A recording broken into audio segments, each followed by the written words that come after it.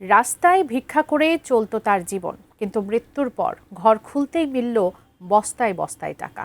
বাইরে থেকে তাকে নিঃস্ব মনে হলেও ভেতরে ভেতরে বছরের পর বছর সঞ্চয় করে যাচ্ছিলেন তিনি। মৃত্যুর পর সেই হিসেব সামনে আসতেই হতবাক হয়ে যান স্বজনরা। বিস্তারিত জানাচ্ছেন মেহেদী হাসান। দেখে বোঝার উপায় ছিল না, দিনের পর দিন ভিক্ষা করা এই বৃদ্ধার ঘরের ভেতরে জমেছে বিপুল অর্থ। ভারতের কর্ণাটকের মান্ডিয়া শহরে একাই থাকতেন নূর নামের ওই নারী। মৃত্যুর পর তার ঘরের ব্যাগ বস্তা খুলতেই সামনে আসে বহু বছরের গোপন সঞ্চয়। ভারতীয় সংবাদ মাধ্যম টাইমস অব ইন্ডিয়ার প্রতিবেদনে বলা হয়েছে, ৬৯ বছর বয়সী নূর থাকতেন মান্ডিয়ার গুট্টালু রোডের শবদরিয়াবাদ মহল্লায়। শহরের রাস্তাঘাট ও ট্রাফিক সার্কেলে ভিক্ষা করেই চলত তার জীবন। মানুষের কাছ থেকে পাওয়া কয়েন ও ছোট বড় নোট খরচ না করে বছর পর বছর জমিয়ে রাখতেন নিজের ঘরে।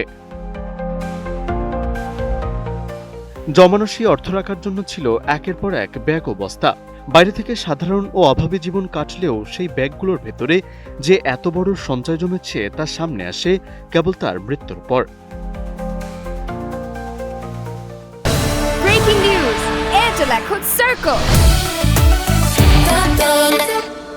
টাইমস অব ইন্ডিয়া আরও জানায়, বয়সজনিত অসুস্থতায় বুধবার মারা যান নূর। পরে স্বজন ও স্থানীয়রা মিলে তার শেষকৃত্য সম্পন্ন করেন। এরপর ঘরে থাকা জিনিসপত্র দেখতে গিয়ে নজরে আসে কয়েন ও নোট ভর্তি ব্যাগগুলো। সেগুলো গোনা শুরু হলে ধীরে ধীরে স্পষ্ট হতে থাকে তার বহু বছরের সঞ্চয়ের পরিমাণ। তবে চমক শুধু ঘরের টাকাতেই শেষ হয়নি। নূরের একটি ব্যাংক অ্যাকাউন্টেও জমেছিল অর্থ। ঘরে পাওয়া কয়েন ও নোটের সঙ্গে ব্যাংকে টাকা যোগ করার পর তার মোট সঞ্চয়ের পরিমাণ দাঁড়ায় ৮,৮০,০০০ ভারতীয় রুপি, যা বাংলাদেশি মুদ্রায় ১০ লাখ টাকারও বেশি।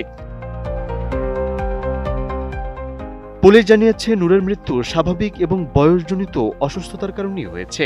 ফলে এ ঘটনায় কোনো মামলা করা হয়নি।